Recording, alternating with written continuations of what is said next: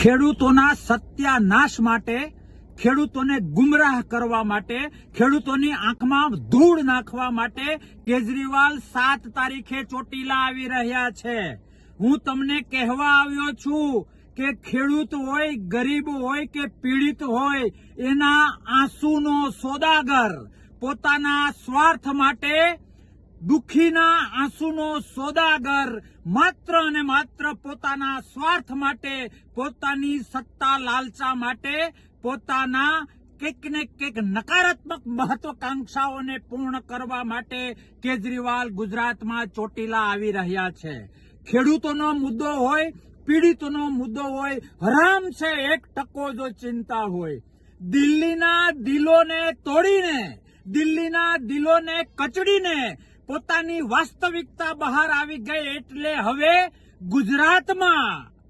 દિલ્હીમાં બધું ફિનિશ થઈ ગયું એટલે ગુજરાતમાં ગાબડું પાડવાના ઉદ્દેશ સાથે માત્ર અને માત્ર પોતાના સ્વાર્થને સિદ્ધ કરવા માટે કેજરીવાલ ચોટીલા આવી રહ્યા છે। મારે એક એક ખેડૂતને અને એક એક ગુજરાતીને કહેવું છે કે સત્તાના નામે ગુજરાતનો સત્યાનાશ કરવા માટે, અરે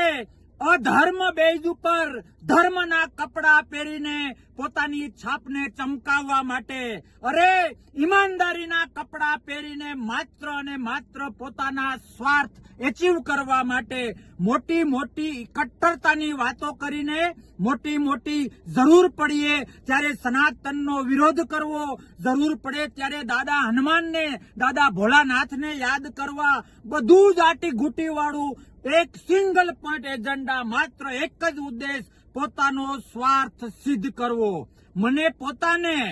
4 વર્ષ અને 2 દિવસ આ માણસને ઓળખતા થયા। રાષ્ટ્ર માટે ક્યાંક ને ક્યાંક નકારાત્મકતા, પોતાના સ્વાર્થ માટે ગમે એટલું ખોટું બોલવું, અરે યુવાનોની જિંદગી સાથે લડતો આ માણસ, યુવાનોની જિંદગીનું, ભવિષ્યનું જે થવાનું હોય એ થાય, તાકાતવાળા માણસોનું જે થવાનું હોય એ થાય। બસ હું અને મારી સત્તા, દિલ્હીમાં જે થયું અને એને આધારે જે દિલ્હીમાં સત્તા મેળવી એ મારે કહેવાની જરૂર નથી। આવું તો ઘણું બધું અસત્ય ઢાંકવા માટે સત્યનો ડુપ્લિકેટ આશરો। મારો કહેવાનો મતલબ એ છે કે સત્યના કપડા પહેરીને અસત્ય કરવું, અનીતિ માટે નીતિના કપડા પહેરવા, અધર્મ માટે ધર્મના કપડા પહેરવા, પોતાના સ્વાર્થ માટે ખોટી ખોટી ભવિષ્યની વાતો કરવી, ગુજરાતનો સત્યાનાશ કરવા માટે, ગુજરાતમાં ગાબડું પાડવા માટે, ગુજરાતના પરસેવો પાડનારા લોકો, ગુજરાતના પરસેવો પાડનારા ખેડૂતોને ગુમરાહ કરવા માટે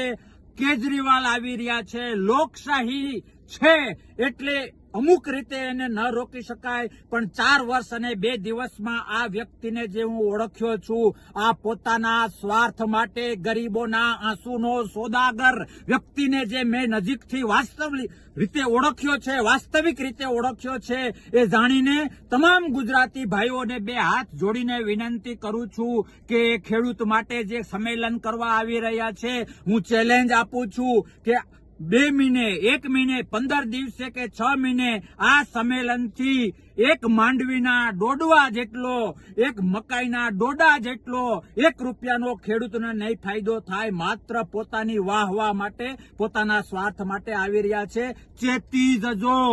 કાર્યકર્તાઓ, તમે પણ ચેતી જજો, જે નાની મોટી જવાબદારી આપી છે એવા લોકો તમે પણ ચેતી જજો। તમારા ભવિષ્યની ચિંતા કેજરીવાલને નથી, ગુજરાત અને દેશના ભવિષ્યની ચિંતા કેજરીવાલને નથી, એણે માત્ર સ્વાર્થના ચશ્મા પહેર્યા છે, એનો ભોગ હું 4 વર્ષ અને 2 દિવસ બન્યો, તમે ન બનો એ માટે વિનંતી કરું છું। આવો સૌ સાથે મળીને ખેડૂતને બચાવીએ, ગુજરાતને બચાવીએ, લોકશાહીને બચાવીએ અને આવા સ્વાર્થી સત્તા કેન્દ્રી લોકોથી ગુજરાત અને દેશને દૂર રાખીએ। ભારત માતા કી જય, વંદે માતરમ, જય જય ગરવી ગુજરાત।